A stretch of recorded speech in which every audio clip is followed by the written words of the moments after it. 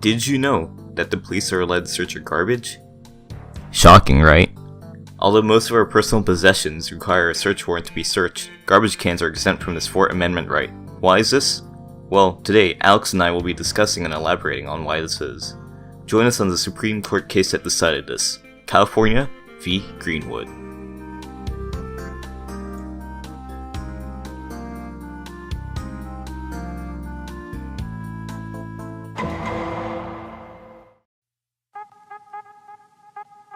A man by the name of Billy Greenwood was suspected by the police of possessing and trafficking illicit drugs.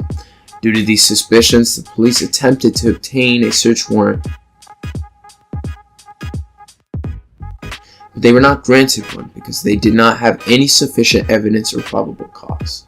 After being denied a search warrant, the police decided to search Billy Greenwood's garbage in the hopes of finding any evidence.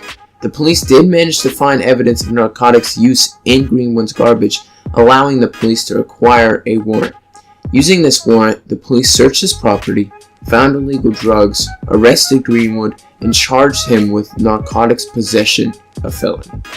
The charges were dropped when the California State Superior Court stated that under People v. Crevita, warrantless garbage searches violate the exclusionary rule. The reason why this case went to the US Supreme Court is because California Supreme Court denied California's review for a Court of Appeals decision.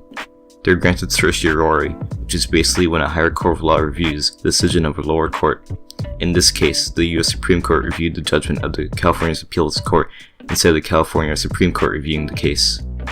What the plaintiff is trying to resolve is if searching Greenwood's garbage violates or follows the exclusionary rule of the Fourth Amendment. Some arguments that would be made by the plaintiff would include how the garbage was outside Mr. Greenwood's residence, and how a lower expectation of privacy would be reasonable.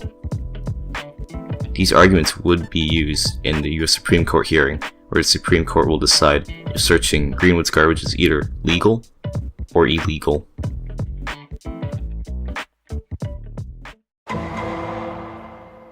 The US Supreme Court stated that the garbage that was placed outside could readily be accessible to animals, chickens, scavengers, snoops, and other members of the public.